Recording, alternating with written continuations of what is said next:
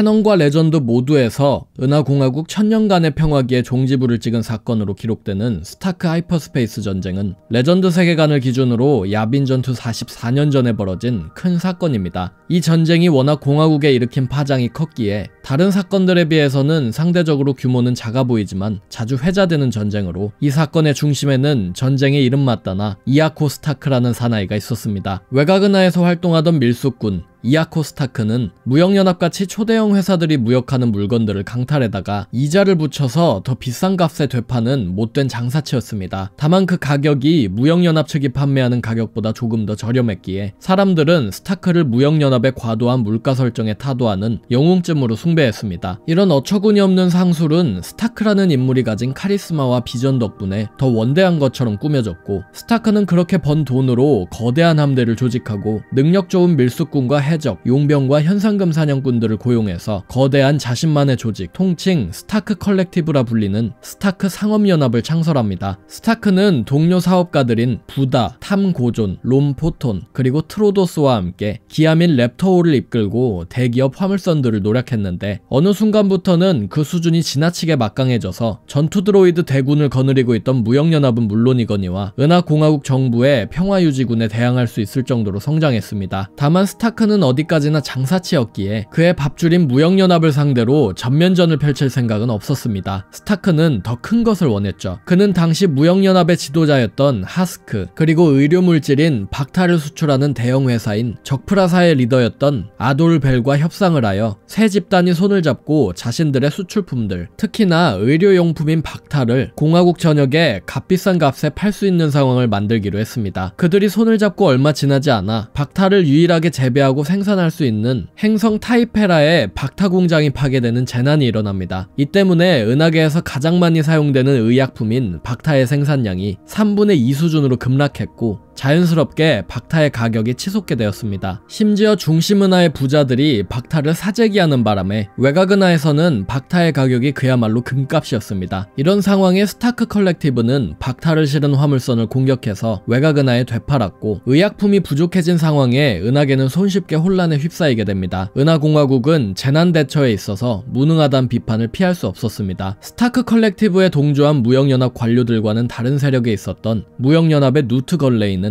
작금의 상황에 공화국이 자신들을 지켜주지 못하겠다면 드로이드 경비대의 규모라도 늘리게 해달라고 의회에 요청했고, 때마침 일어난 대규모 불안 상태에 이 사건을 전쟁 규모로 격상시킨 또 한 사람의 남자가 등장하니 그가 바로 후대 위러프 타킨의 친척이자 에리아도 행성 출신의 군국주의자 라널프 타킨 의원이었습니다. 라널프 타킨은 공화국 육군과 해군을 창설해야 한다고 강력하게 주장하던 사람이었습니다. 당시 은하공화국은 야빈 전투 1000년 전에 체결된 루산 개혁에 의해서 그 어떠한 형태의 중앙군도 가지고 있지 않은 상황이었는데 타키는 이에 반발을 하고 있었던 것이었죠. 타키는 자신이 책임자로 있는 궤도 제조업체 퀸타드사에서 당시 공화국의 주력함급이었던 공화국 경강습 순양함들을 찍어내서 에리아도 인근을 지키는 아울랜드 지역방위군을 창설하고는 자신을 장군 겸 총독이라고 칭하던 인물이었습니다. 건레이와 타킨을 중심으로 의회에서는 이런 급진적인 의견이 오갔고, 당시까지만 하더라도 의원이었던 피니스 발로럼은 이 두 주장을 두고 불안 사태에 정부를 무장하는 것으로 해결하는 것은 옳지 않다고 반박하면서 의회는 그야말로 난장판이었습니다. 한편 당시 제다이 평의회에는 공석이 하나 남아있던 차였습니다. 그 공석을 채울 차기 평의회원으로는 콰이곤 진과 플로쿤 두 사람이 후보로 언급되었는데, 뛰어난 직감과 미래예지 능력이 특징인 위대한 우키 종족 제다이 마스터인 티보카는 회색의 제다이에 가까운 행보를 보이는 마이웨이 콰이곤 진보다는 자신의 제자인 플로쿤이야말로 그 자리에 어울린다고 여기고 그를 추천했습니다. 다만 겸손한 성격의 플로쿤 본인은 그 자리를 거절했죠. 티보카는 당시에 박타 부족 사태에 의구심을 품고 있었습니다. 은하계 전역에 쌓여있던 박타가 제 아무리 생산 공장이 파괴되었다는들 하루아침에 하나도 보이지 않고 감쪽같이 사라졌다는 사실 뒤에 무언가 꿍꿍이가 있을 것이라 생각했던 것이었죠. 이에 마스터 티보카는 잠입 임무에 능한 제다이 마스터 솔룸과 그의 제자 퀼람보스를 타이페라 행성으로 보내서 진상을 파헤치려고 했습니다. 그리고 자기 자신은 자신의 전 제자인 플로쿤, 콰이곤 진, 그리고 오비완 케노비와 함께 스타크를 만나려 했죠. 때마침 발로럼 의원이 트로이켄 행성에서 스타크 컬렉티브와 무역연합, 그리고 공화국의 3자회담 자리를 마련해둔 차였기에 사건은 착착 풀리는 듯 했습니다. 그러나 제다이가 진상규명에 나선 동안 예상치 못한 일이 벌어집니다. 바로 라놀프 타킨이 자신만의 계획을 짜고 있었던 것이었죠. 에리아도의 의원에서 이제는 스스로를 장군이라고 칭하던 타킨은 아울랜드 지역 방위함대의 공화국 주력함과 자원병력들로 구성된 함대를 거느리고 있었습니다. 오만하게도 그는 자신의 병력을 공화국 해군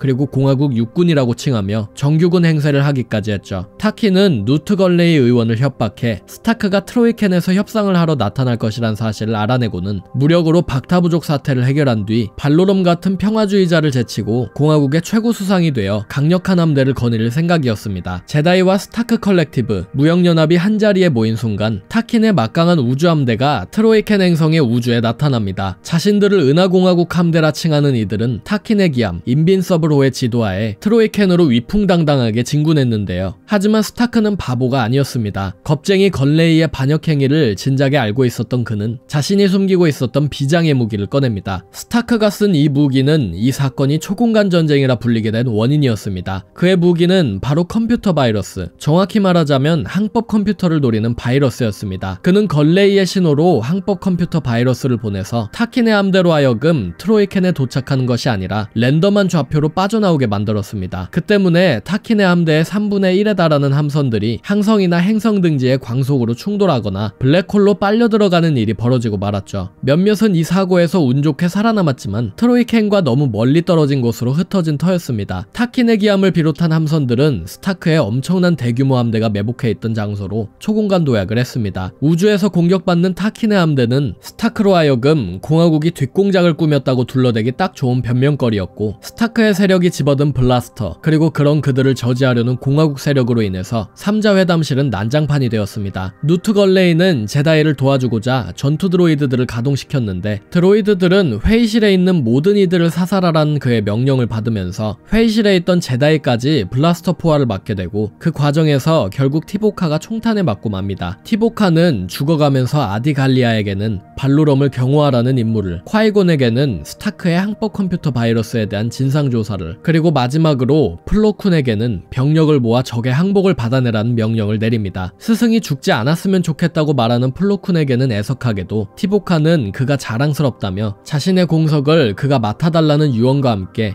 숨을 거두고 맙니다. 타이페라 행성에서는 제다이 솔름과 퀼람보스가 기업들 간의 불법 담합 행위에 대한 증거를 찾은 상황, 진실이 밝혀지기 직전에 돌이킬 수 없는 강을 건넜음을 안 스타크는 제다이와 공화국을 상대로 끝까지 가기로 합니다. 스타크는 한자리로 대피한 발로럼 의원, 타킨 장군, 그리고 제다이 일행이 있는 곳으로 전 병력을 집결시켰습니다. 다만 전쟁은 영웅을 낳았으니 바로 제다이 마스터 플로쿤이었습니다. 플로쿤은 스타크 컬렉티브 사병대가 그들을 기습하려 할 때마다 텔레파시로 그들의 계략을 읽고 공격을 받아쳐냈고, 부상당한 군인들을 돌보고 그들이 어서 낫기를 기원했으며 손이 닿는 데까지 치유하고 죽어가는 이들의 고통을 덜어줬습니다. 인간으로 구성된 타킨 장군의 사병대에서 켈도르 종족의 제다이 마스터 플로쿤은 여러모로 가장 눈에 띄는 인물이었죠. 플로쿤은 항법 컴퓨터 바이러스의 면역을 가진 스타크의 우주선을 납포하고 의회로 돌아가서 이 모든 일들에 대한 진실을 밝힌과 동시에 의원들도 안전한 곳으로 대피시키려 했는데, 때마침 타이페라에서 우주선을 훔쳐 돌아온 솔름과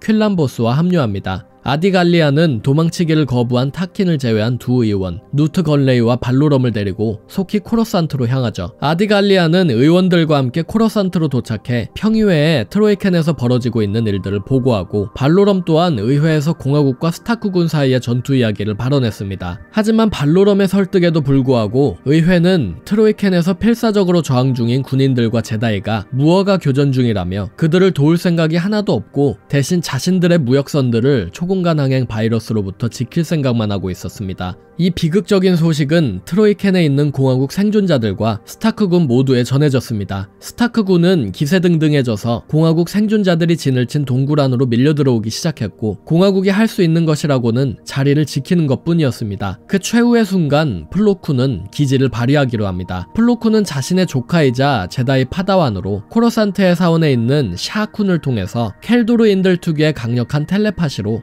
사원의 제다이들과 소통을 합니다. 그리고 그는 숨을 거둔 제다이 마스터 티보카와 마찬가지로 현장을 진두지휘하기 시작합니다. 코러산테의 제다이는 바로 목숨을 구한 누트걸레이를 찾아가 그를 협박 아닌 협박하기 시작합니다. 함선과 군대를 빌려주지 않는다면 박타 사태를 조작한 비판을 피하지 못하리라며 말이죠. 윈두는 최소한 제다이 측에서는 사태에 대한 발언이 없을 것이라며 건레이를 몰아붙이고는 되려 함선을 빌려주면 초공간 전쟁의 영웅이 되지 않겠냐며 그를 설득합니다. 스타크의 연맹이 장기적인 전투와 플로쿤의 정신 능력으로 흔들리는 사이 무역연합은 제다이 전투기와 다른 전투기들이 실린 대규모 수송선단과 호위함대를 꾸려서 트로이켄으로 진군합니다. 하지만 아직 하이퍼스페이스 바이러스의 위험성은 남아있는 상황. 제다이 측은 콰이곤 진과 오비완 케노비를 통해서 바이러스를 확보하기로 했는데 전쟁이 막바지에 치닫고 자신의 목숨이 간당간당해진 걸 알게 된 스타크는 머릿속에 들리는 플로쿤의 목소리에 항복하고 제다이를 돕기로 합니다. 스타크의 배신으로 그가 만든 조직이 와해되면서 사건은 금세 마무리되었습니다. 현장에 나타난 무역연합 함대와 기사단 최고의 전투기 조종사인 제다이 마스터 세이시틴의 전투기 편대의 활약으로